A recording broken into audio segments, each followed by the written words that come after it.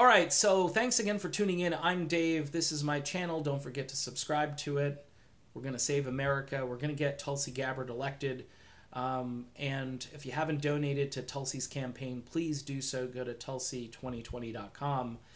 It's painless. You can even use PayPal. All she needs is a buck, especially if you're somebody who hasn't donated yet. Okay, those are the people she needs, and she's inching closer to her goal. I just want the inching to be more, faster. Okay, it needs to happen soon. The deadline is May 15th, so we can do this, but we've got to be vigilant, and we've got to talk about that part of it. I want to talk about Tulsi Gabbard in light of the Mueller investigation, which wrapped up yesterday and found that there was no collusion with the Russians. No further indictments. Jimmy Dore called this, and he's been on this since the beginning. And by the way, Tulsi Gabbard, in the way she responds to some of her constituents or people that show up to her town hall events, these people who are just rattled because the media has fed them stuff for so long, and Tulsi smartly answers this. And as a former Trump supporter, I really appreciate this because it's easy to see why people supported Donald Trump. I don't know why the media thinks it's crazy that people supported Trump. Number one, Hillary Clinton sucked, okay? She was like the worst candidate in my lifetime running for any office that I can remember, okay?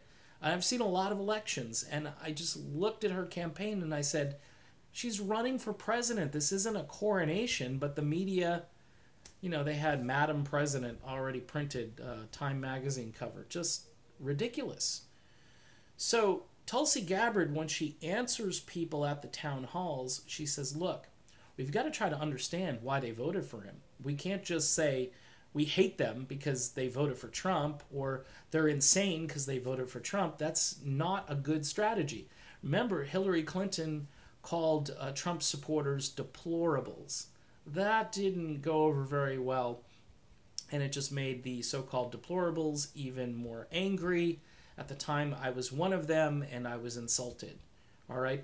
I just wanted a better economy. I wanted us to stay out of foreign interventions, and Trump was all into that. Again, I'm not going to go back and do all the proof texting for what Trump said, but it dates back to the Iraq War, and that was good enough for me. I really believe that the guy was sincere. Now, again, the facts are, though, about Trump, and this is the bad side, is that it's all about Jared Kushner. It's too much about Israel, and Jared Kushner and Israel kind of go together. And then you've got Ivanka Trump back there. Trump had his family running his organization, and right now he's got his family running his presidency. Minus Don Jr., but Don Jr. and Eric are out there, each day kind of going head-to-head with the media and on Twitter and so forth. So essentially they're all working for Dad, okay, just like they did before. And they're doing the bulk of the work. I mean, Trump's an older guy, and as you get older, you start to outsource, you start to delegate, and Trump is all about delegating. And right now he's delegated his foreign policy to military generals who have a real thirst for war. Let's just be honest. And Jared Kushner is making all kinds of deals behind the scenes with Saudi Arabia. And what Saudi Arabia is doing to Yemen right now, that is a much bigger humanitarian crisis than anything else going on in the world right now. Study up on it. Plus, I hear now we're droning in Somalia. So I don't want this foreign policy anymore for this country. We are a moral people. Even if we disagree on what constitutes good morals and bad morals, in the sense of, religious values versus atheist values or secular values, whatever, I think we can all agree that killing people in foreign countries that aren't doing anything to us is a bad thing. And it's been a bad thing for decades. And Tulsi Gabbard is on this. But Tulsi Gabbard understands that Trump supporters bought Trump's, if you want to call it lies, the fact that he's done a pivot back to neocon foreign policy. But Tulsi Gabbard understands that the media did more damage to our relationship with Russia and maybe with China through this entire process.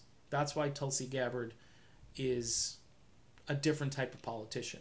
Because she could have went around like all the other Democrats and said, "Oh, I hope Mueller gets him.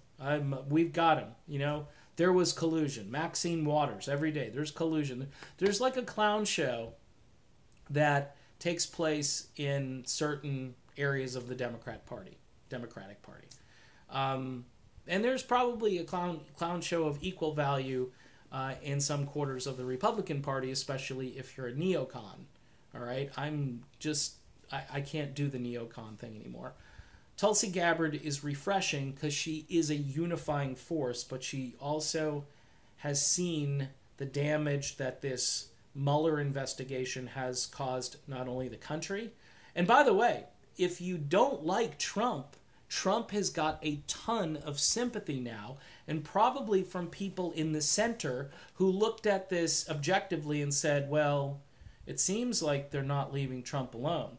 Maybe they should just let Trump be the president.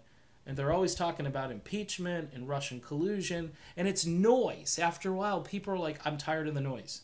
And nobody talks about policies or ideas. Meanwhile, you got Andrew Yang out there talking about universal basic income.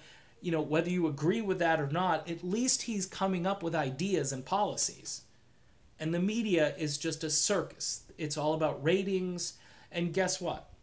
They're going to have to move on, but I guarantee you they have like a plan C or a plan D or whatever we're on now, because we had the beginning. Remember, we had recounts. We had all these things that happened at the beginning.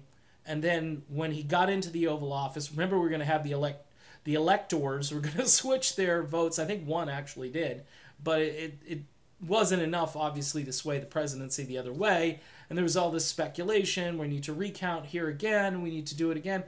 Folks, how much time have we wasted? If we do this every time we elect a president, the country is just going to be paralyzed. Tulsi Gabbard sees the bigger picture. She remarks at the town halls that I watched yesterday that our better angels have to take hold. We have to try to understand one another. People need to understand me. I came in from a center-right perspective. I'm still primarily a center-right guy. I just look at the priorities that Tulsi Gabbard has are her number one issue is my number one issue. Let's put it that way. And her other issues, I'm willing to listen to her and what her plans are on those issues because she's got my attention on the most important issue. In other words, she's built credibility with me. So I'm willing to listen to things like Medicare for All and her views on climate change and all the things that maybe I'm a little, I'm not sure on this stuff. But she's got an audience here, and I'm the audience. And people like me, people who supported Donald Trump, thinking that Trump wasn't going to do some of the things that he's doing. And I never thought that he would just give his presidency away to his son-in-law and his daughter and the military generals who, again, have an endless thirst, hunger for war, and who are bankrupting our country. So that's it. The Mueller investigation in light of what Tulsi Gabbard thinks and believes. Tulsi Gabbard was right. Jimmy Dore was right. A few of the other commentators, obviously a lot of conservative commentators, people like Sean Hannity, who obviously have a partisan bent to this. But, they were proven that they were right.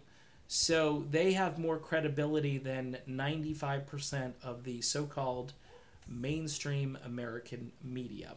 So there you go. Talk to you soon, everybody. Vote Tulsi. Donate.